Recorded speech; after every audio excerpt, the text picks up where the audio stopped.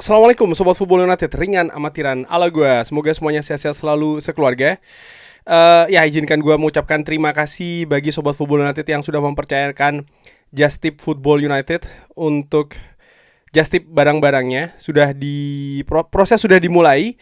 Jadi nantikan update-update selanjutnya. Lalu juga Sobat Football United yang mungkin berminat untuk Just Tip lagi, kali ini gue tutup dulu periode pertama. Kapan periode kedua akan dibuka? Ya, nantikan terus, tunggu terus update-update lainnya di Football United. Lalu gue juga ingin memberi informasi terkait dengan Fantasy Premier League. Jadi gue ada sesuatu nih untuk tiga besarnya. 2 dari 3 besar sudah kontak gue melalui DM di akun Instagram GUST_Football United. Tinggal satu nih yang belum ya. Gue masih menantikan ini, tolong konfirmasinya. Yang merasa ada di 3 besar bisa kontak gue melalui DM ya. Terima kasih banyak sebelumnya. Ingin ngobrolin apa ini? Gue akan ada informasi ya dari Simon Stone kayaknya ini ya, teman. Gue ingin konfirmasi lagi apakah betul. Jadi terkait dengan situasi ya, Simon Stone dari BBC, ini keadaan keuangan Manchester United nih seperti apa ya untuk Manchester United menjalani musim depan, termasuk juga bursa transfer. Ada informasinya, yaitu adalah bahwa laporan keuangan kuartal ketiga Manchester United mengungkapkan beberapa pembaruan yang penting. Klub telah melunasi 110 juta pounds dari fasilitas kredit yang bergulir sejak 31 Maret. Menyisakan 250 juta pounds yang tersedia untuk transfer. Jadi ada 250 juta pounds ya, atau euro, atau sekitar euro, berarti sekitar 300 juta euro untuk transfer. Mereka juga menerima 31,36 juta pounds dari penjualan pemain yang diyakini sebagai kepindahan permanen dari Rasmus Højlund ke Napoli. Manchester United berutang 405,75 juta pounds dalam biaya transfer yang belum dibayarkan. Dengan 171 juta pounds ya, yang jatuh tempo setelah lebih dari 1 tahun. Sorry. Angka-angka ini menetapkan mereka pada posisi yang baik untuk aktif di pasar tanpa membayar terlalu mahal ya. Dan ini juga ada kaitannya karena Liga Champions, yang Manchester United kembali bermain di Liga Champions, serta kesepakatan baru dengan salah satu perusahaan yang mensponsori untuk perlengkapan latihan, di mana pendapatan mereka bisa melebihi 800 juta pounds pada tahun 2026-2027. Itu proyeksinya seperti itu. Lalu ada kabar lainnya juga yang disampaikan oleh Steve Railstone, ini dari Manchester Evening News. Manchester United telah melunasi 110 juta pounds dari fasilitas kredit dalam beberapa pekan terakhir, menyisakan ruang gerak sebesar 250 juta pounds untuk memposisikan mereka untuk menghabiskan hingga 300 juta pounds musim panas ini. CEO Omar Berada menyoroti peningkatan kekuatan keuangan tersebut saat klub menargetkan penguatan dalam berbagai posisi di musim ini ya. Jadi ada situasi yang menarik di mana penguatan itu juga dikabarkan ya. Manchester United menargetkan beberapa posisi kunci, penguatan kembali di posisi lini tengah, sayap kiri, dan juga back kiri. Jadi memang ada 3 posisi, tapi bukan berarti 3 pemain ya. Dan yang menarik adalah bagaimana informasi untuk dana ini ada sekitar 250 juta pounds atau sekitar 300 juta euro untuk atau bisa dikeluarkan ya di bursa transfer musim panas ini. Nah, yang belum jelas adalah apakah angka ini adalah angka untuk murni untuk transfer saja atau secara satu paket. Maksud gue adalah ketika misalnya Manchester United mengincar pemain A gitu ya, dengan angka 30 juta euro, tadi katakanlah total 300 juta euro, maka 30 juta euro ini kan biaya transfernya. Tapi bagaimana dengan biaya gajinya? yang mungkin akan menghabiskan sekitar 10 juta euro per musimnya begitu ya.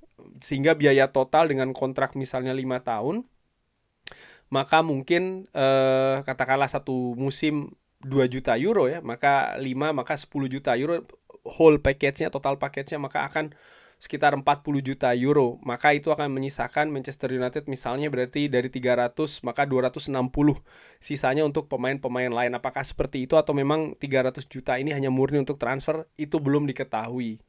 Nah, tapi menurut gua ada kabar juga yang melegakan ya, bahwa memang Manchester United nampaknya bergerak ke arah yang lebih baik. Artinya dari sisi keuangan ini lebih positif ya. Nah, gua melihat di musim panas tahun lalu, di mana Manchester United ini pertama kali ya kan, Ineos dengan satu transfer musim panas yang mereka kelola, Manchester United itu menghabiskan sekitar 246,7 juta euro. Dan Manchester United mendatangkan 4 pemain penting, Sesko, Mbeumo, Cunha, dan Sean Elements. Dengan 3 pemain Sesko, Mbeumo, dan Cunha itu hadir rata-rata 75 juta euro. Dan total ada 4 pemain ya. Karena musim ini tadi dikatakan ada 3 posisi untuk Manchester United fokuskan, dengan fokus tentu saja di lini tengah. Dan kalau dilihat musim lalu tadi gua katakan 246 juta euro atau sekitar 250 juta euro ya. Maka memang untuk musim panas kali ini ada peningkatan, tapi tidak secara signifikan. Misalnya dari 247 juta euro musim panas lalu yang mereka keluarkan ya, maka musim ini akan jadi 500 misalnya seperti itu. Manchester United belum berada pada keadaan seperti itu dari informasi tadi.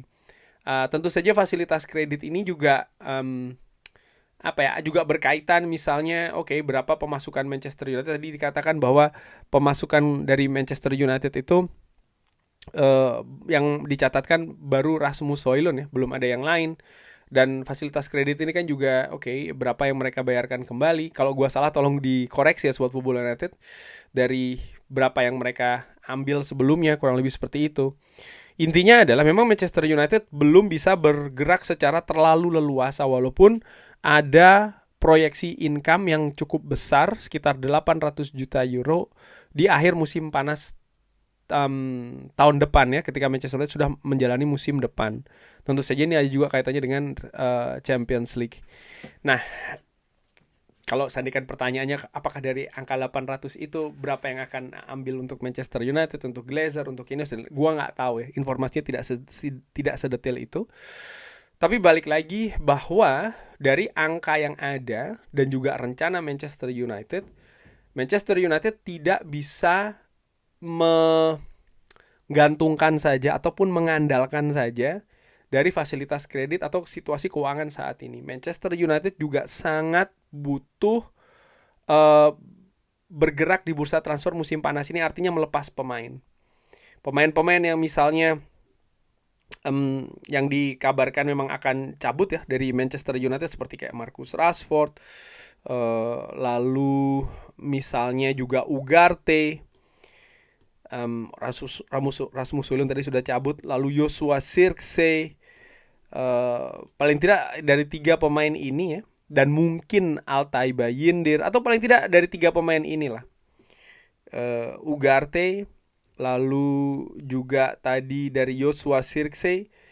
Menurut gua ini, dan Rashford ya, menurut gua ini menjadi faktor kunci yang sangat besar untuk keleluasaan Manchester United bergerak di bursa transfer musim panas nanti. Kalau Manchester United bisa melepas 3 pemain ini dan bisa mendapatkan pendapatan yang signifikan, maka Manchester United juga bisa bergerak secara signifikan di bursa transfer musim panas nanti. Artinya fans bisa berharap bahwa mungkin ada 2 pemain premium, katakanlah seperti itu, yang bisa hadir di Manchester United. Mungkin tidak dalam satu posisi, katakanlah satu untuk posisi tengah, satu untuk posisi bek kiri misalnya ya, itu bisa saja terjadi. Dan gerak dari manajemen juga lebih fleksibel.